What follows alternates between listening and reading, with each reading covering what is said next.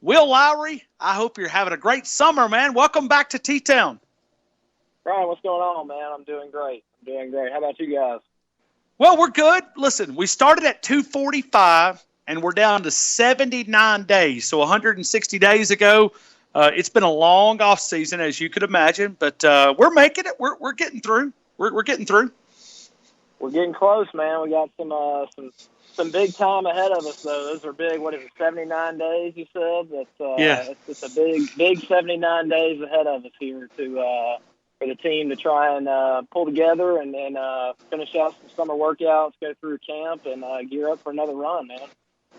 Well, now the smaller guys, especially you DBs, man, y'all like to run. Running is just part of y'all's nature, okay?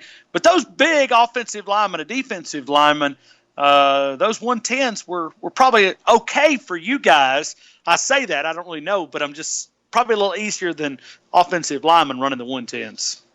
Yeah, you've got the luxury of making that assessment from the outside in. I can assure you I absolutely hated those 110s every bit as much as the big guys. My stride is probably about the same size as a lot of theirs. So trying to keep up with the other skill guys with the top end elite speed isn't quite as easy for the rest of us. But, they mold you into champions, don't they?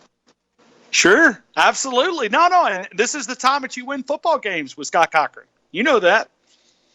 No doubt about it, man. The fourth quarter program in the spring, and then the off-season conditioning that we do, and on top of the conditioning, just the weight room workouts. Those are kind of endurance related as well. On top of the strength training part of it, and on top of the 7-on-7 and everything else, man. Yeah, it's just what sets us apart, and what really has given us an edge over the years. I know a lot of guys that were, they're still there from the Shula era. When Saban got there, he used to tell us the horror stories of kind of having to make that transition from the old regime to the new, and just how starkly, contrastingly different they were. So no doubt about it. They have backed off a little bit, though. I'd be kind of curious to go through one of those workouts today. Not that I would be able to even finish one at this point, but just to kind of compare the differences with all the new technology they have and the tracking that they're doing on the players and everything to judge their energy levels and everything else. I know that they have backed them down a little bit, but I'm sure it's still quite the load to handle physically and mentally. Yeah, and I saw a lot of the former players. They'll aggravate the new guys and say, you guys really don't know what it's like. Nick Saban's even softened up a little bit and kind of changed a little bit his mentality. Well, let me transition to Dylan Moses. You look at last year, 86 tackles, 3.5 sacks, 6.5 tackles for a loss, one quarterback hurry, one pass breakup. Can he be the alpha dog on that side of the football? Do you see the skill set? Do you see Dylan Moses maybe taking that next step as the leader on that side of the football? Absolutely. You can't take it for granted. It's not like it just happens overnight and that it's easy to do. So I don't want to, it's easy to place those kind of expectations on guys, but he has every tool necessary to continue to develop and become, like you say, that alpha dog, that leader. That guy that everybody looks to on the defense to kind of carry the flag and lead the charge. I thought he made substantial improvement last year over his freshman year, and I really hope that continues. Hard to tell until you get to game action, but he certainly seems like the kind of guy that has really taken the responsibilities we're talking about seriously to try and up his game and lead this defense next year and be that go-to guy. And once again, you're hard-pressed to find anybody that checks more boxes physically. So, yeah, absolutely. Very much looking forward to seeing what he can bring this year and what kind of improvements he can bring to his game. I thought he improved substantially over the course of the season last year. He was by far and away, I thought, our best guy in the middle. Seemed to find his way to the football a lot, and certainly violent collisions follow when he got there. So, yes, man, I'm very much looking forward to seeing the improvements he's made and seeing what he can lead this defense to this year. The one thing, and I know injuries are tough, and you have to fight through them. You look at Tyrell Lewis; he's had 2 back-to-back years where he didn't get a chance to play the complete season. What if this guy plays 14, 15 games and able to stay healthy? What's the limit for this guy? Man, the sky is the limit. It has been really tough to watch. You got to feel for him.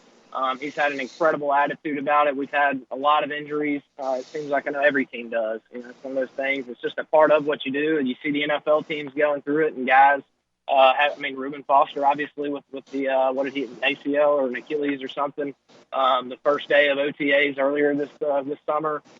Every team deals with them, and fortunately, at Alabama, unlike at the NFL level where you've only got, you can only end up with 53 guys on the roster. At Alabama, we got basically 130. A large percentage of those are blue chip, top of the line prospects. So fortunately, we have some real talent when guys do go down, but a lot of times it forces some of those guys with that talent into playing time earlier than probably they're ready for. But it's just tough, man. Injuries are a tough thing. Obviously, I went through an ACL at the end of my career, and you see guys that go through multiple ones and multiple serious injuries like he has, and you just really hope that karma's kind of on his side, right? I mean, eventually he's got to catch a break, and he's certainly, you really grow to appreciate what you're working towards in the games and the success and just being on the field and being able to play when you do have those injuries. So rest assured, he's got a whole new perspective, a much more mature and grateful perspective than most players after having to sit out and watch a lot of ball games from the sideline and spend a lot of hours in rehab. So he's certainly another guy like we're talking about with Dylan that has just through the roof athletic ability and can be a real difference maker for us when he's healthy. So certainly kind of got fingers crossed for him to finally be able to reach his full potential this year. Will, I want to take you back 8 years. I want to go back to the offseason following the 2010 season leading up to the 2011 season. Can you kind of walk us through maybe the disappointment of 2010 that kind of helped motivate you guys, might develop a little chip on your shoulder as you went into the 2011 season? Well, it's fun to reflect on because the mentality of the Alabama program and the team every year had a different dynamic every year. Every year is different, but to a large degree, the mentality and the approach was a lot different there in the earlier years of the Saban regime. I mean, you had 2007 where it was just kind of the transition year, and basically everybody on the team was hanging on for dear life, trying to adjust to the new standard that Coach Saban was trying to establish. And again, as I was kind of referencing earlier, transitioning from that previous era to this new, really intense, really committed, all in, just, total commitment to the team and to raising the level and standard of play. And then you kind of had that 2008, we really started to kind of see some of the fruits of all that effort that we had put in and started to taste some of that success. And then, we kind of just barely came up short there at the end of that 2008 season. So then going into 2009, it was, all right, now we know we can do it. We're right there. We just got to get over the hump. And that's kind of where the whole fourth quarter program really started to become somewhat notorious. And then we were able to go all the way that 2009 year and win it all. And, it's kind of just the reaching the pinnacle there. And then 2010, you come back and trying to sustain that level of success, there's an old saying, anybody can become champion or win a championship once. Can you stay champion? How does your career go? How do you react? What's your approach? What's your mindset once you become champion? So it's extremely difficult to sustain and to continue to have success and to have that motivation and drive once you're there. So that was kind of the 2010 year. Everybody came back and was kind of, we're really good now. And maybe had some guys looking ahead to the draft and just didn't really know how to handle it, And so fell up short in 2010, lost a few games, which was probably one of the most talented Saban teams we've had. So then that offseason of 2010, but before 11 was kind of recapturing that. It was kind of growing up and being able to adapt to being the team with the huge target on their back that you got everybody's Super Bowl best game every Saturday, week in and week out. So being able to sustain that and take that, not only take that, but to thrive on that and to continue to try and reach for new heights and become better and improve and stay a team, stay focused. So, that was kind of the mantra there was getting back to that team mentality and not losing focus on what made us successful the previous year. So, we were able to kind of rally around that and rally around each other and try and go kind of right the bill, if you will. We knew we were the best team in the nation in 2010, and we were in 11 too. So we kind of had that chip on our shoulder to come out and prove that we could sustain success at that level.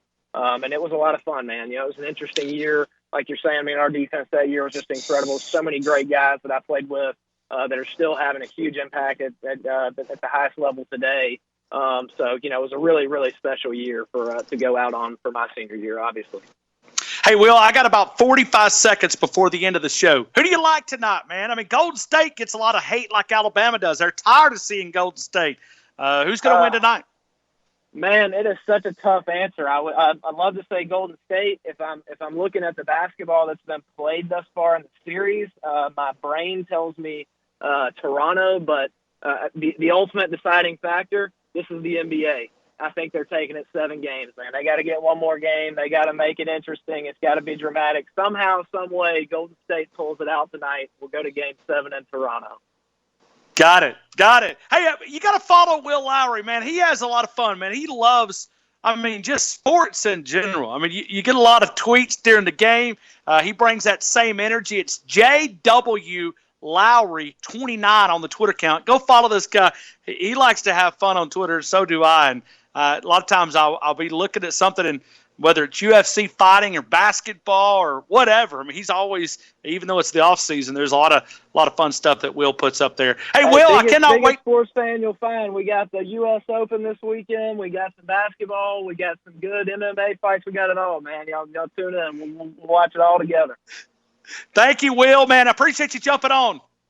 Thank you, guys. See you, Ryan.